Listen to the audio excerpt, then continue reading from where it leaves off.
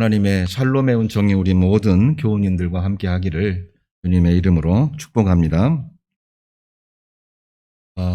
지난 주간 코로나19 재확산으로 인해서 지난 주일부터 비대면 온라인 예배로 급전환해서 예배를 드리고 있습니다.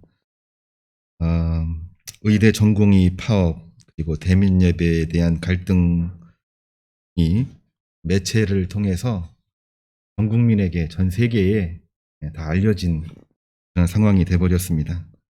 좀 복잡한 주간이고 마음이 너무나도 무거운 그런 주간이었습니다. 방역 책임의 문제로, 의료 문제로, 대면 예배 문제로 서로 다른 영역이고 서로 다른 영역이기 때문에 반드시 그 안에는 자체적으로 해결점이 있는데, 분명히 해결점이 있는데 이것이 정치적인 문제, 이념적인 문제, 패권적인 문제, 심지어는 감정적인 문제로 비화되면서 해결 불가능한 강경 대립구도로 가버리고 말았습니다. 지금은 이야기를 하면 할수록 더 안 좋은 상황으로 가는 그런 상황까지 간 거죠. 상대가 죽기까지 싸우는 치킨 게임이 돼버렸고 감정적인 기싸움이 돼버려서 지금은 대화를 하는 것보다는 오히려 상대방을 이해해주는 쪽으로 우리가 마음을 돌이켜야 되지 않나, 그런 마음까지도 가지고 있습니다. 어떤 문제도 해결하지를 못했어요. 이념적인 문제로, 감정적인 문제로 가면 아무리 쉬운 문제도 해결할 수가 없습니다. 문제는 해결하지도 못한 채 점점 생명을 잃어가고 있는 상황이 계속되고 가중되다 보니까 사실은 이거를 보고 있는 모든 국민의 마음은 이 사람이나 저 사람이나 다 똑같은 사람이 돼버리고 말았습니다. 안타까움이 있고 피로감이 넘치고 있고 또 마음속에는 절망감이 가중되는 그러한 주간이었습니다. 오늘 또 무거운 마음입니다.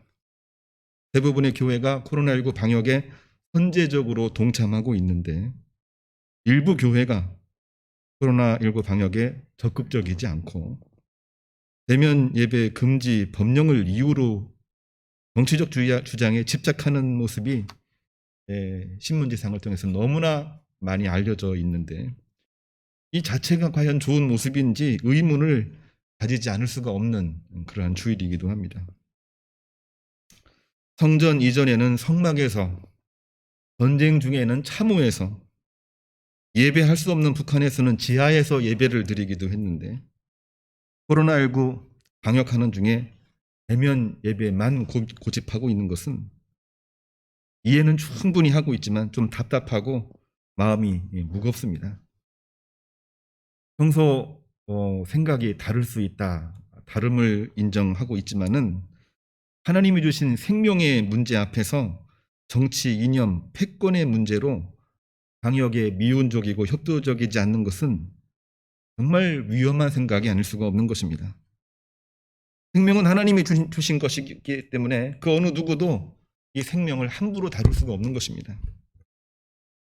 창세기 4장 15절을 보면 예배에 실패하고 흙기로 아벨을 죽인 첫 번째 살인자 가인에 관한 이야기가 나오고 있습니다. 가인이 이제는 갈 데가 없는 거예요. 그래서 멀리 떠날 때에 생명의 위협을 느끼고 죽음이 두려워서 벌벌 떨고 있을 때에 하나님은 두려워 말아라, 가인에게 표를 주면서 어느 누구도 네 생명을 건드리지 못할 것이다. 아무리 큰 죄를 지은 죄인이라고 할지라도 그 생명은 함부로 할 수가 없는 것입니다. 하나님이 주신 것이기 때문에. 우리는 이 순간 정치적인 문제, 이념적인 문제, 감정적인 문제, 또 여러 가지 이권의 문제를 개입시키면 안 되는 그러한 상황인데, 생명의 문제 앞에 이 문제를 개입시켜 놓고 생명을 등한시하고 있는 모습은 우리가 반드시 짚고 넘어가야 될, 이건 하나님의 말씀을 통해서 반드시 짚고 넘어가야 될 문제가 아닐 수가 없는 것입니다. 고민하고 기도하고 또 기도하는 그러한 중에 내가 할 수 있는 일이 과연 무언가, 교회가 할 수 있는 일이 무언가, 참으로 많은 고민을 했습니다. 하나님이 문제 해결을 위해서 우리 인간에게 지혜를 주셨는데, 인간의 탐욕이라고 하는 것은 모든 것을 다 사라지게 만드는 것 같은 그러한 생각이 아침부터 저녁 때까지 계속되는 것을 경험하고 있는 것입니다.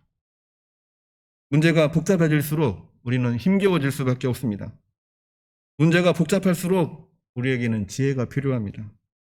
힘겨울수록 우리는 초심으로 돌아가야 되고 순수함으로 돌아가야 해결의 길이 있는 것입니다. 이번 주일이 코로나19 방역의 위기이고 절정의 시기라고 이야기를 합니다. 주님이 주시는 말씀, 과연 무엇을 말해야 될 것인가 고민하던 중에 뱀같이 지혜롭고 비둘기같이 순결하라, 이 말씀으로 받게 되었습니다. 이 말씀에 귀를 기울이고자 합니다. 어떻게 하면 이 위기 상황에, 혼란의 상황에 어떤 말을 해도 해결이 안 되는 그런 상황에 뱀 같은 지혜로움과 비둘기 같은 순결함을 가지고 문제를 해결할 수 있을까 고민이 되는 그러한 주간이거든요. 다니엘 6장 9절에 나와 있는 말씀, 다니엘처럼 하나님 향한 순결한 믿음만이 승리할 수 있다고 하는 것을 우리는 분명하게 보아야 되겠고요. 그리고 그 마음이 불신자들을 감동시킬 수 있다고 하는 것을 우리는 이 말씀을 통해서 반드시 봐야 되겠습니다. 마태복음 10장 16절에 나와 있는 말씀, 주님께서는 위기 혼란 중에 제자들을 파송하시면서 그들에게 한 말씀 하십니다. 뱀같이 지혜롭고 비둘기같이 순결하라. 그리하면 너희가 승리하리라. 사도행전 6장 8절은 예루살렘 교회 스데반 집사가 주님 말씀대로 지혜와 성령으로 담대하게 복음을 증거할 때에 그 어느 누구도 스데반을 이길 자가 없었다, 이렇게 기록을 하고 있습니다. 오늘 이경민 집사님이 봉독한 말씀은 바로 하나님이 주신 뱀 같은 지혜 그리고 비둘기 같은 순결함에 관한 말씀입니다. 이 말씀을 오늘 우리 모든 교우들이 가져가시고 이 말씀으로 승리하시기를 주님의 이름으로 축복합니다. 첫 번째로는 뱀 같은 지혜로움은 하나님을 경외하는 데에 뿌리를 두고 있다고 하는 것을 우리는 반드시 기억을 해야만 되겠습니다. 대부분의 동물들이 죽으면 시체를 남기지만 뱀은 겨울 동면에서 깨어나 살아나는 특성이 있기 때문에 영물이라고 알려져 있습니다. 고대 사회에서는 이 영물이 풍요를 주고 다산을 주고 또 많은 혜택을 주고 있기 때문에 신 같은 존재로 추앙받기도 합니다. 성경에서도 이 뱀에 관한 기록이 있는데 창세기 2장 17절을 보면 하나님이 아담과 하와에게 선악을 알게 하는 나무 열매는 먹지도 만지지도 말라 분명하게 하셨는데 창세기 3장 1절에서는 이 뱀이 그 말씀을 교묘하게 바꾸어서 동산의 모든 나무 열매는 따먹지 말라 하시더냐, 이렇게 질문합니다. 하나님은 동산 중앙에 있는 선악을 알게 하는 나무를 먹지 말라고만 얘기하신 건데 이 사단, 이 간교한 뱀은 동산에 있는 모든 나무를 따먹지 말라고 하시더냐, 말을 바꾼 거죠. 그 말을 들으면은 따먹고 싶게끔 생각을 하기 때문에 그런 것입니다. 그렇게 해서 아담과 하와가 원죄를 지켜야 하는 그러한 원인을 제공한 것이 이 뱀입니다. 그래서 이 뱀을 우리는 간교한 뱀이라고 이야기를 합니다. 그리고 이 간교한 뱀은 하나님 앞에 대적하는 존재가 되었고 결국 창세기 3장 14절에 뱀을 기어다니며 먼지를 먹는 존재로 하나님께서는 이제 심판을 하셨습니다. 이 뱀에 관한 기록이 이렇게 간교한 존재이기도 하지만은 민수기 21장을 보면은 조금 다른 의미를 가지고 있습니다. 여기서는 반대가 되는 의미이기 때문에 역설적인 의미를 담고 있거든요. 광야에서 불평하는 이스라엘 백성들에게 하나님은 불뱀을 보내셔서 이스라엘이 물려 죽게 했습니다. 그러나 이스라엘 백성들이 회개하며 모세를 통해 하나님의 진노를 거두어 달라 부탁을 하자 모세는 하나님 앞에 기도했고 하나님은 구리뱀을 만들어 기둥 위에 달아두고 뱀에 물린 사람이 구리뱀을 쳐다보면 목숨을 건질 수 있게 하셨습니다. 저주의 뱀이 구원의 뱀으로 바뀌게 된 것입니다.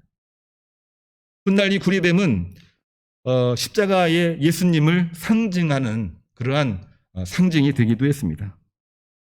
요한복음 3장 14절에서 사도 요한은 모세가 광야에서 뱀을 든 것 같이 인자도 들려야 하리니 이는 그를 믿는 자마다 영생을 얻게 하려 하심이니라, 이렇게 증언하고 있는 것입니다. 그렇기 때문에 마태복음 10장 16절, 이 뱀이라고 하는 것은 죽음의 상징이기도 하지만 뱀의 지혜로움은 주님을 통해서 구원의 상징이 되기도 하는 것입니다. 상황에 따라 죽음이 되기도 하고 구원이 되기도 하는데 혼란스러울 수도 있지만 중요한 것은 우리가 가져가야 되지 않습니까? 중요한 것이 뭐냐? 이 뱀이라는, 이 지혜로움이라는 그 안에는 모세의 기도와 주님의 십자가가 반드시 들어가야 된다라고 하는 것입니다. 모세의 기도와 주님의 십자가를 통해서 죽음이 구원으로 변화되게 된 것이라고 하는 것이죠. 요약을 해보면 여호와를 경외하지 않는 자는 뱀의 간교함으로 갈 수밖에 없는 것이고요. 여호와를 경외하는 자라고 한다면 그것은 지혜와 성령으로 충만하여 말씀을 전하게 하고 기적을 만드는 역사를 만든다고 하는 것입니다. 우리가 주님을 바라보지 아니하면 뱀의 간교함에 빠져 모든 것을 망가뜨릴 수밖에 없습니다. 우리가 주님을 바라보지 아니하면 정치, 이념, 패권에 빠져 지혜를 얻을 수가 없고 하나님으로부터 멀어지고 사람과 점점 멀어질 수밖에 없는 것입니다. 우리가 주님을 바라보지 아니하면 뱀의 지혜로움은 탐욕의 영물이 되어 죄를 짓게 하는 저주의 뱀이 되고 거짓 증언하여 죄를 짓게 만들게 되는 것입니다. 뱀같이 지혜로우라는 그 말씀은 하나님을 바라보는 가운데에 경우에 합당한 말을 하게끔 하시는, 하나님 앞에 자신을 내어놓고 하나님의 인도 따라 말씀을 하라고 하는 것입니다. 주님 바라보며 뱀 같은 지혜로 승리하시기를 주님의 이름으로 축복합니다. 두 번째로는 비둘기 같은 순결함은 끝까지 믿고 사랑하라고 하는 말씀입니다. 오늘 말씀 마태복음 10장 16절, 보라 내가 너희를 보냄이 양을 이리 가운데 보냄과 같도다 라는 구절에 우리가 주목해야 됩니다.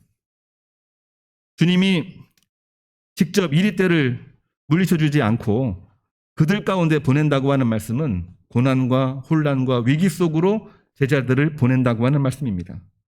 그리고 동시에 하시는 말씀이 너희는 뱀 같은 지혜와 비둘기 같은 순결로 끝까지 감당하라, 이 말씀을 주시고 있는 것이죠.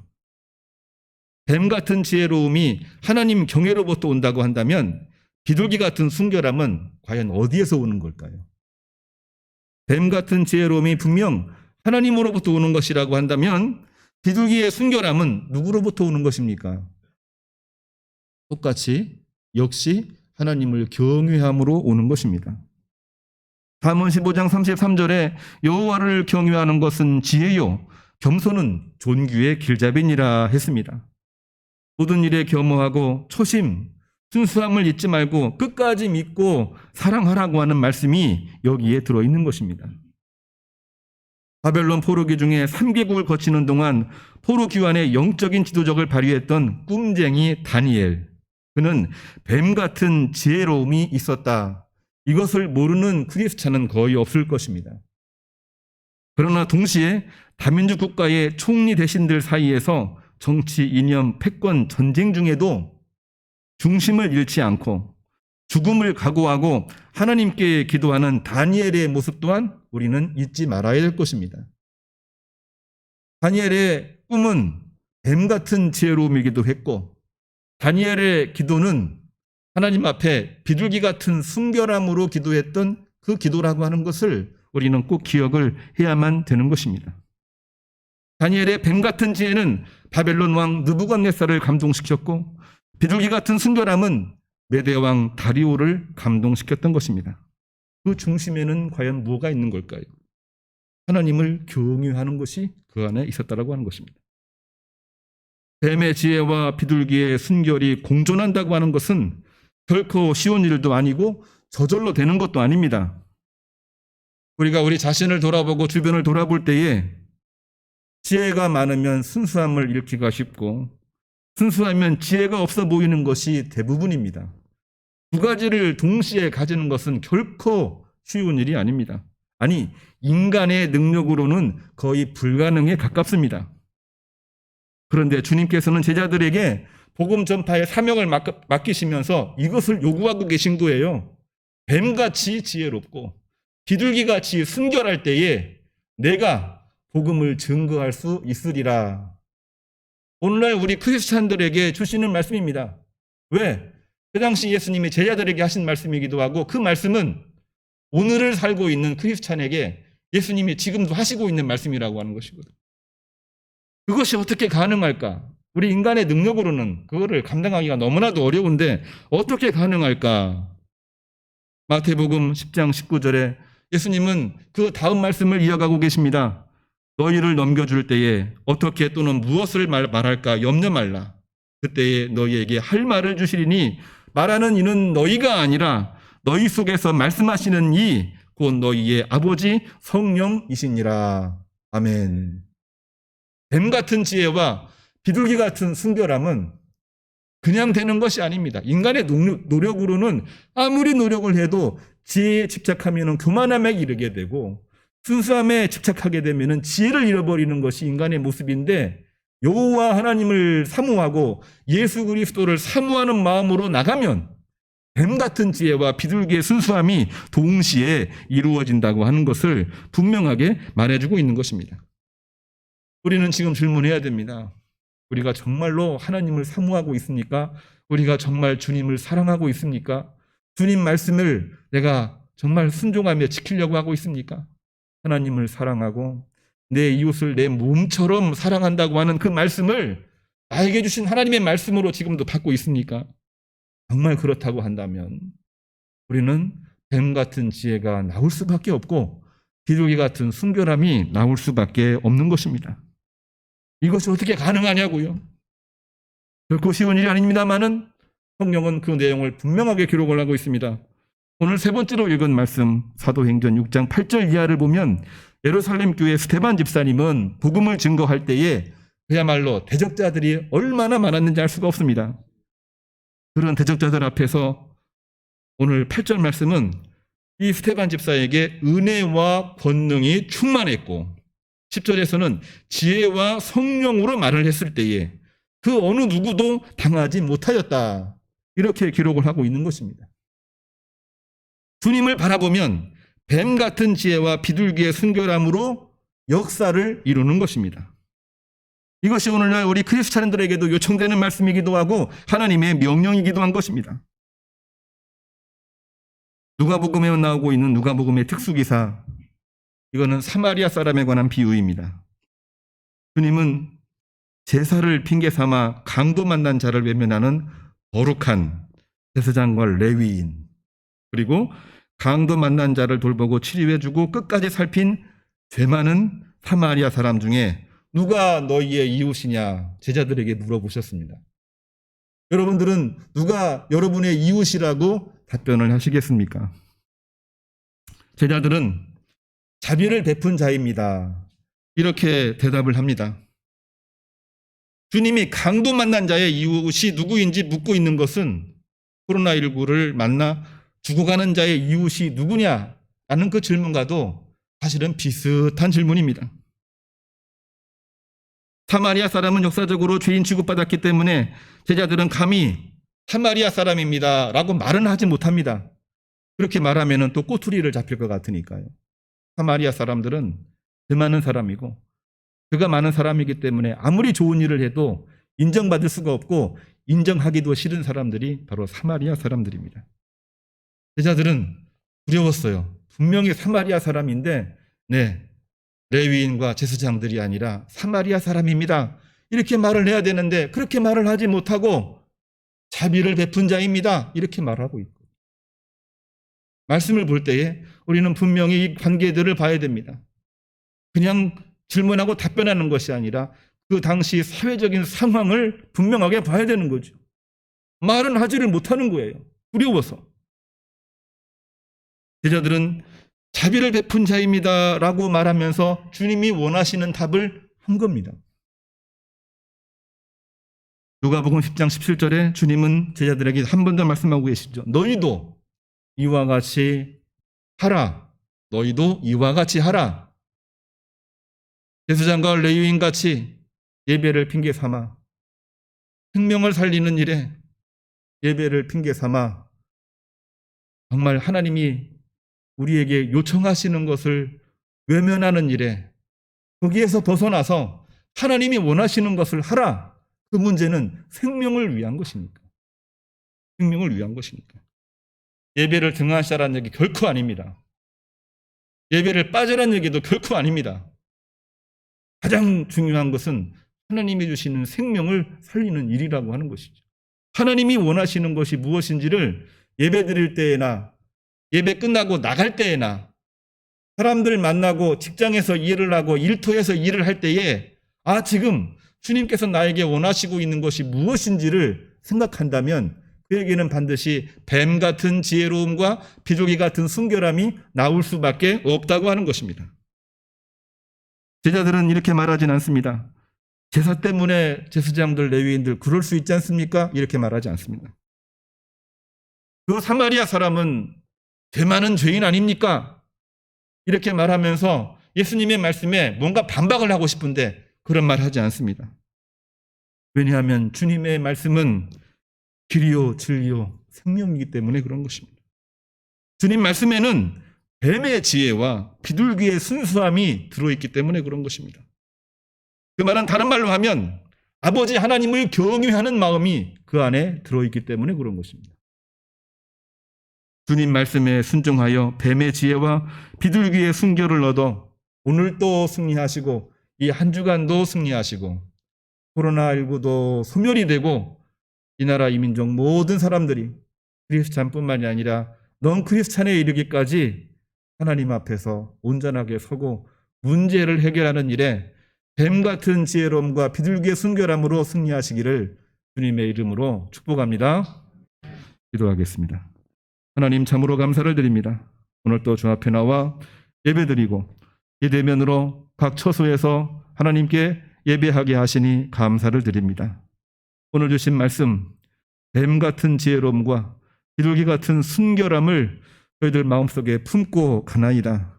저희로 하여금 하나님을 바라보고 주님을 사모하는 가운데에 뱀의 지혜와 비둘기의 순결함을 가슴에 품을 수 있는 은총과 은혜를 내려 주시옵소서.